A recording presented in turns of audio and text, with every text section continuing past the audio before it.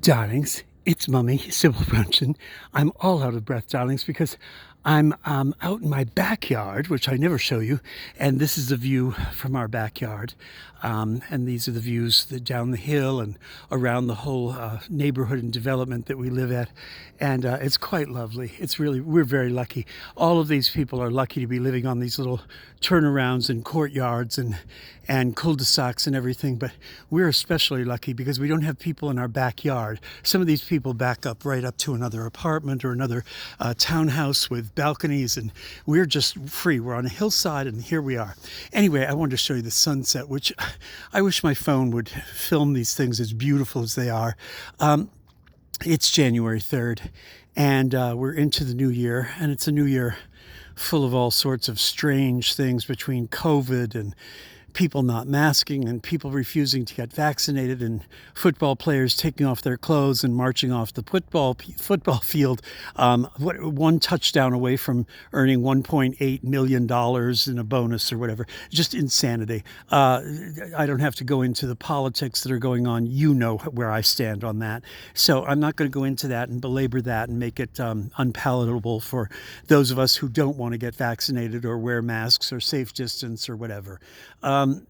Anyway, I wanted to just say that it's interesting because at Mummy's great age, I'm out here raking and shoveling. This was something I did this past week.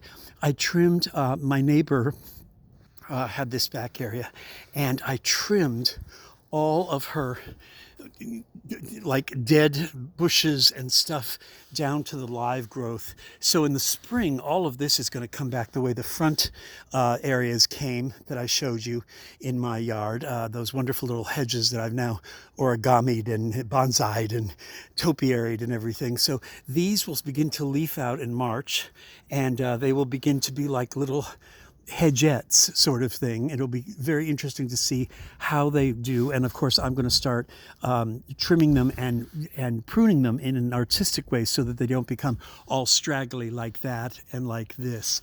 We're hoping that my tree, which is right there, my poor dying tree, will come back. We've ungirdled the roots, and we hope that we rescued it in time, and so we'll see. And there's Mummy's deck up there, so this is, we don't want to lose this tree. Our neighbors lost this tree years ago to the same thing. There's the stump. And the tree got sicker and sicker and finally was completely eaten by termites and had to be brought down, which is so heartbreaking. I must tell you, stray animals and orphan plants and everything, you know where I stand on all of that. It takes 100 years to grow a tree, and it takes 2 minutes to cut it down and to throw it away, which is just, to me, unforgivable. Anyway, I'm here, the sun is fading, there went my blaze of orange, and now it's just sort of turning into rose and gray. So I'm going to get back to my raking. This is the last load. My neighbors, oh my gosh, my beautiful neighbors carted all of the vegetation here. All of this vegetation, it was piles and piles, and dragged it across our yards and over into the woods for me. They did it, they just surprised me with it. It was the nicest Christmas present. It was absolutely the nicest Christmas present. So I'm so grateful to Ryan and Lindsay and little Jordan. Little Jordan, of course, is the 3-year-old who keeps bringing me rocks from the playground so that I can build my garden wall, and he is a treasure. He is an absolute treasure, as is his newborn sister, Carly, who's just a few months old, and she is priceless, although she sleeps all the time. But that also is a godsend. Thank goodness Lindsay and Ryan can get some sleep, and Jordan too. Anyway, so I'm going to go back to my raking. This is my last little load here, and I'm going to cart it, and then I'm going to drag it over there. And I want to remind you that here, 2022, to be in the world and of the world.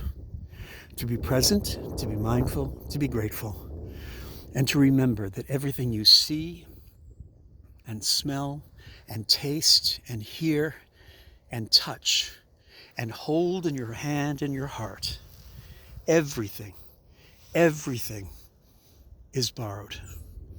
It's all only borrowed. Good night, darlings. Happy New Year.